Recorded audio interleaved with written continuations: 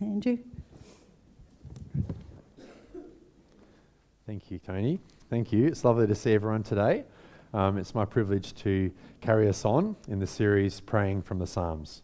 Pastor Ben used to say that hearing me preach was like sitting down to a cup of tea, so I hope you enjoy your cuppa.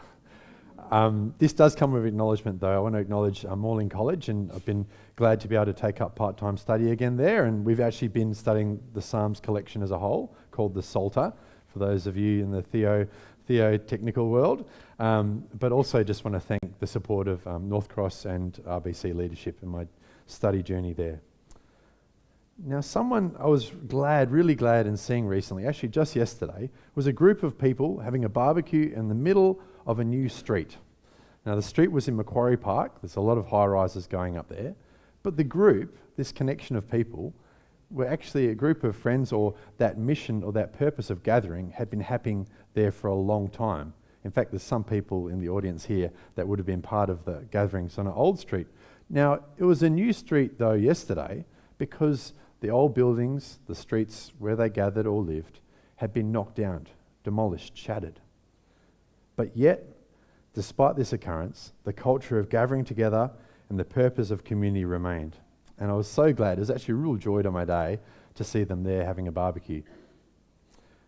So today, what my intention is to hope to lead you through that the fact of lament or grief, of over a loss or grief, is not necessarily a detractor from our faith, but in fact, actually, in the right sense, it can fuel it and bring us fully out into a place of thankfulness and praise for God's work, both past, present, and future.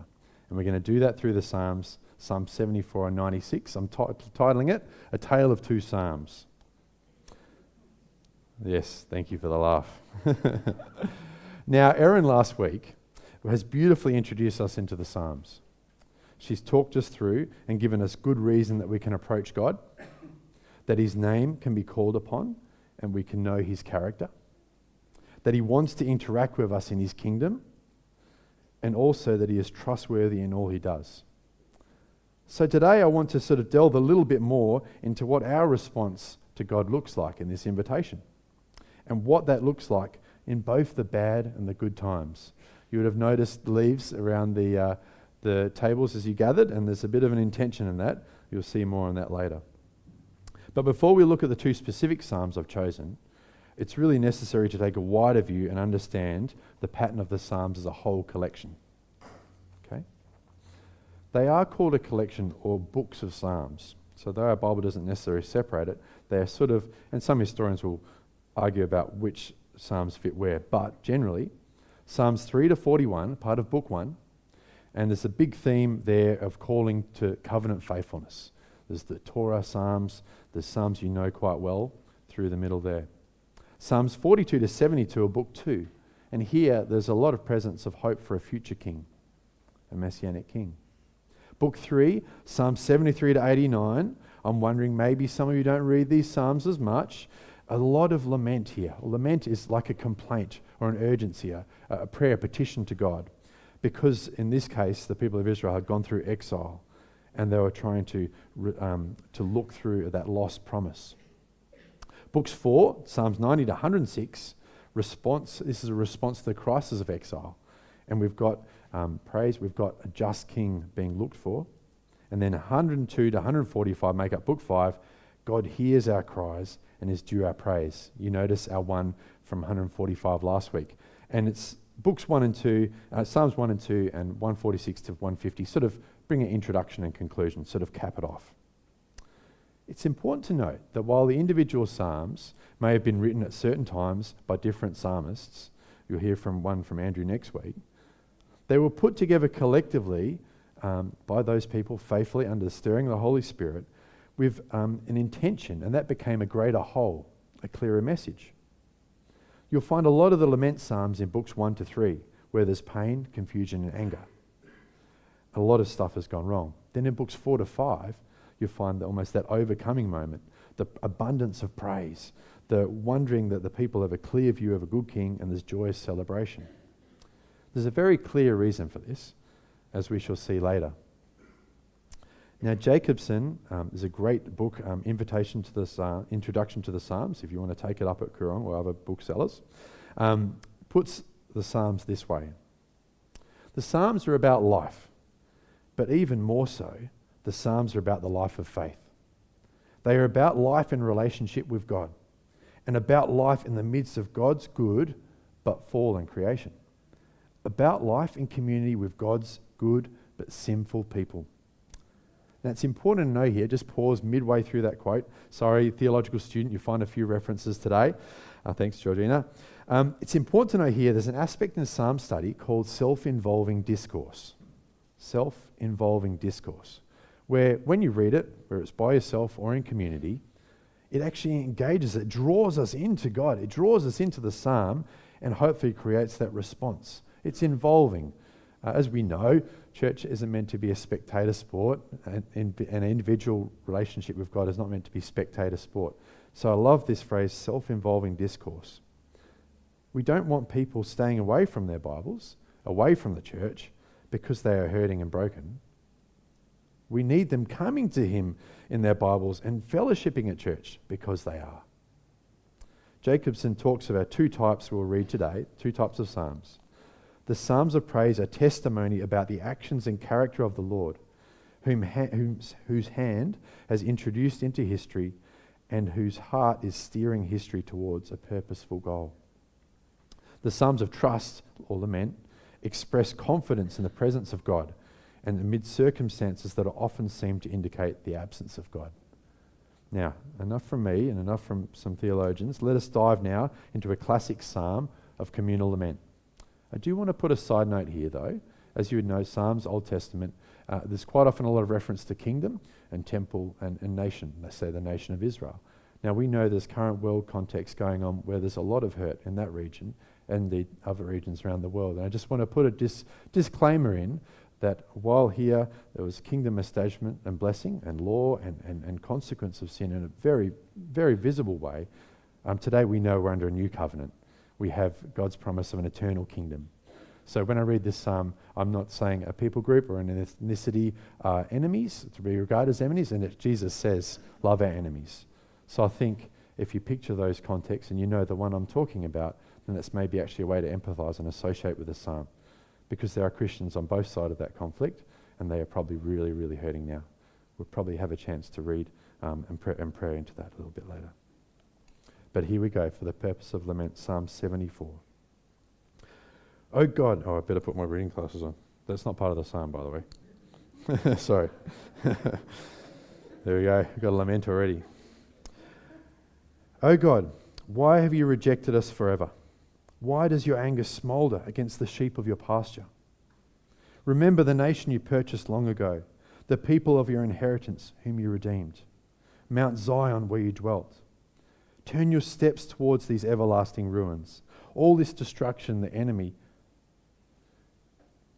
has brought on the sanctuary. Sorry for that, it's not quite clear, but hopefully you can read through. Your foes roared in the place where you met with us. They set up their standards as signs. They behave like men wielding axes to cut through a thicket of trees. They smashed all the carved paneling with their axes and hatchets. They burned your sanctuary to the ground. They defiled the dwelling place of your name. They said in their hearts, we will crush them completely. They burned every place where God was worshipped in the land. When I read that, my heart hurts for many nations. I know Sri Lanka was one where we see many churches get burnt. We are given no signs from God. No prophets are left. And none of us knows how long this will be. How long will the enemy mock you, God? Will the foe revile your name forever? Will you hold back your hand, your right hand? Take it from the folds of your garment and destroy them. But God is my King from long ago. He brings salvation on the earth. It was you who split open the sea by your power. You broke the heads of the monster in the waters. It was you who crushed the heads of Leviathan and gave it as food to the creatures of the desert. It was you who opened up springs and streams. You dried up for the ever-flowing rivers. The day is yours, yours also the night. You established the sun and the moon. It was you who set all the boundaries of the earth. You made both summer and winter. Remember how the enemy has mocked you, Lord, how foolish people have reviled your name. So note I'll pause at verse 18. Note the strong language, the questioning, the metaphor of God's hand folded in his garment. This is purposely descriptive and is the function of both entreating God and also expressing the fears and agonies of the writer, self-involving discourse. If some of you may spot a hint of Exodus language here, and is theologically significant that there's strong reference to creation patterns at the end and the reliability of being Yahweh's people.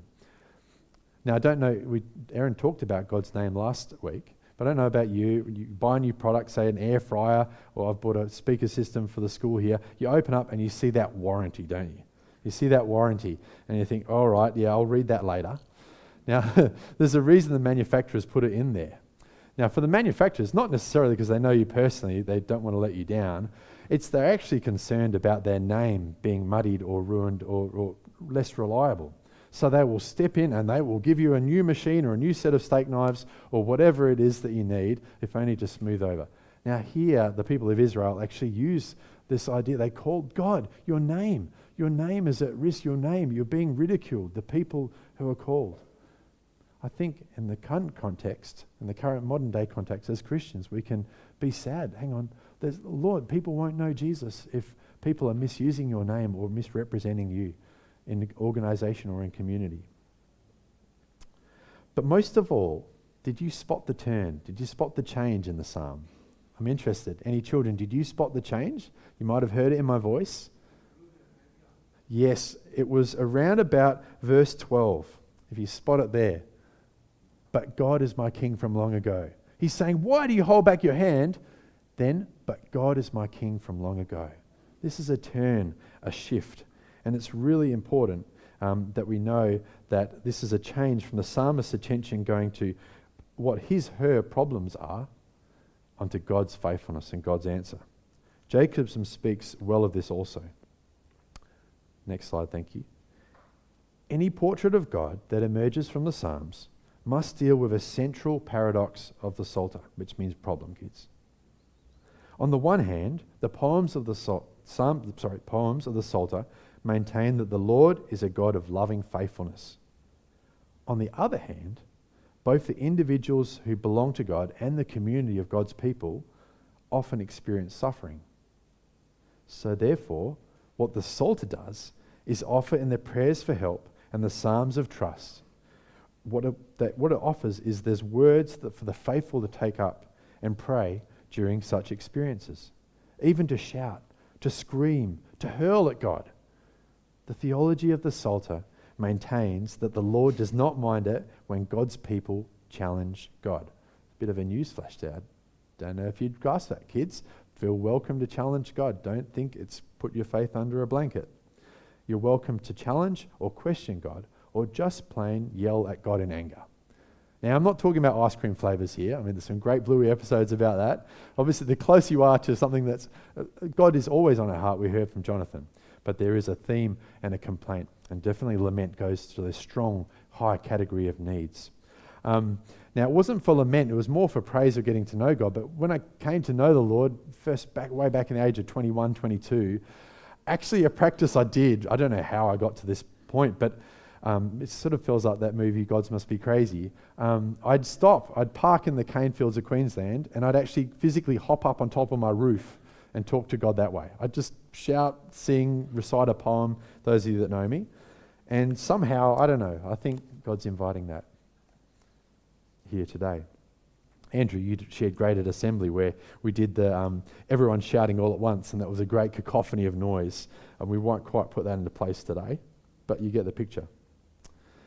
Now, this is because in suffering, it is best to talk to God, not about God, or have people talk to you about God. Job's friends made this mistake in the book of Job, if you read through that book. I love this quote from Mays.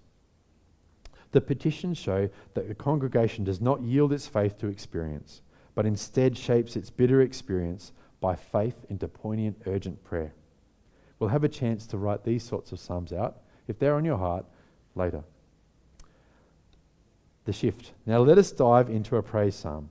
particularly one that is known to focus on Yahweh's right lordship or kingship over us in what is called an enthronement psalm. So if you have your Bibles, Psalm 96 we're travelling to now. Yeah, thanks, Dave.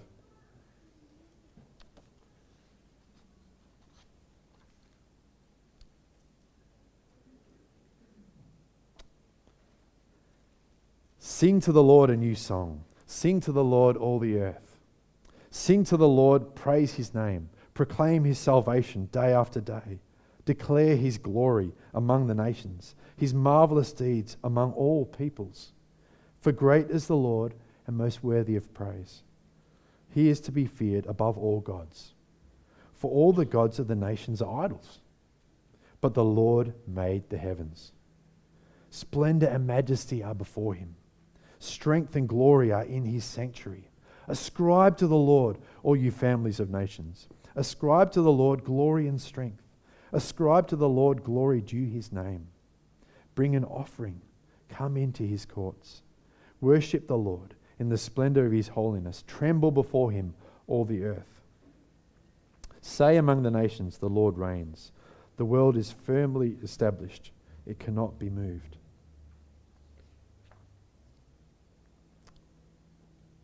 He will judge the peoples with equity. Let the heavens rejoice. Let the earth be glad. Let the sea resound and all that is in it. Let the fields be jubilant and everything in them. Let all the trees of the forest sing for joy. Let all creation rejoice before the Lord. For he comes. He comes to judge the earth. He will judge the world in righteousness and the peoples in his faithfulness. So again, you can see the presence of God's name, Yahweh. You see the heavens and the earth, and there's quite often a pattern there. There's actually a typical, a very important typeset of repeating those patterns. There's creation imagery, and then there's the promise of righteous judgment, which is a bit of a puzzler. I don't know about you, but who wants to look forward to judgment? But yet, as God's people, we know both ourselves, we have a right place, as Sean said, we have a right place before God to look forward to grace, and creation groaning, waiting for the coming kingdom of God. Sort of, we know that the whole world and the poor, particularly the poor and needy, know they will be blessed. All because of Christ's work on the cross. I liken it to maybe ripping off a Band-Aid. Seems a bit ouchy, but yet there's healing underneath, as long as you wait for the right time. I feel we can summarize this psalm in 3 sections. We just do a little bit of exegesis here. The first, if you look to my right, there's a declaration here. Tell his people, tell yourself, nothing else compares to him. In the second section, we are invited to bring an offering of praise. Bring yourself. Be in awe of God for all his character. Remember the alphabet that Aaron led us through last week. And we are to look for his right judgment. I love that phrase that Beck and the team sang out earlier. Bring him every prayer-soaked lyric. When you worship, you pray. When you pray, you worship. And then the third section, there's that rejoice. Oh, sorry, one back, Phil. That's right. Oh, good. Awesome. Thank you. There's that third section of rejoice. The heavens and earth praising him. Let creation toe our response into line. He will be faithful. Now, it's a really important point as Christians here that for the Psalms, as you remember, there was reference to creation in the Lament Psalm. So actually, when we are doing it tough, when our prayer life is failing, and I really want this to be an encouragement point. It's been so great preparing this message through the week, and I felt this was really key.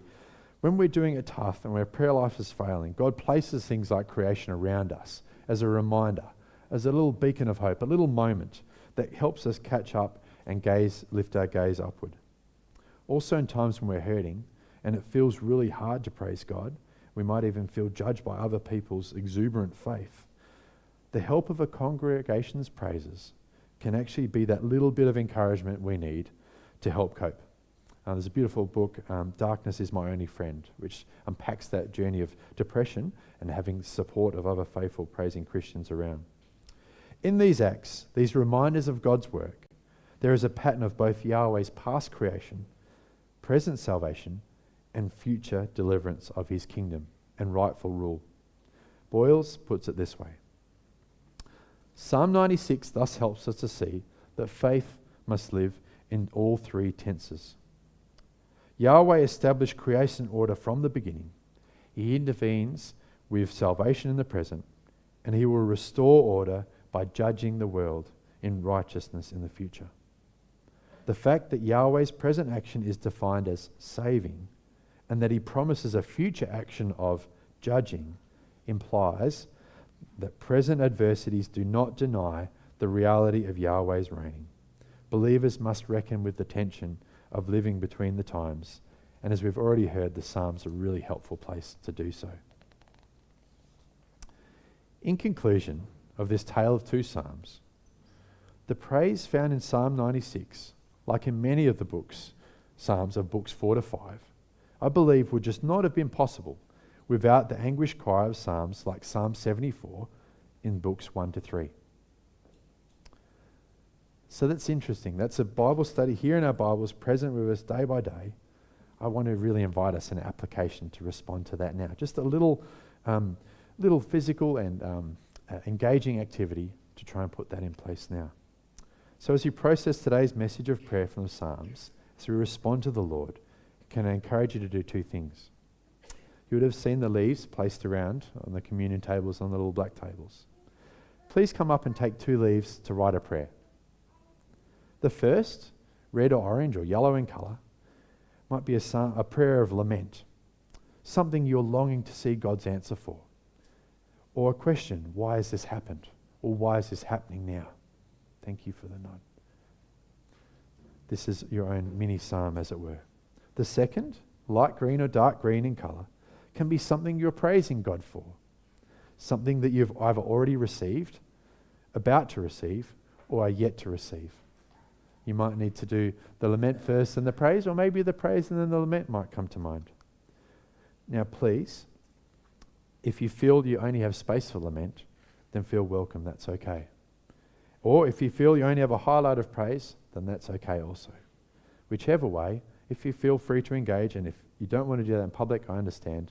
You can do that in a quiet room, as we heard from Aaron last week, and also maybe journal. That's a great idea. But once you've done that, I encourage you to then come and prayerfully place it on the tree. We'll have Michelle and Beck sing for us. And then once you've placed the leaves, make sure you grab enough blue tack.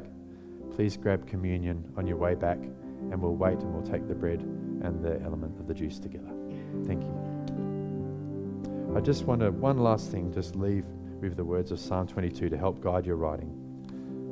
I'll declare your name to my people. In the assembly I will praise you. For he has not despised or scorned the suffering of the afflicted one. He has not hidden his face from him, but has listened to his cry for help.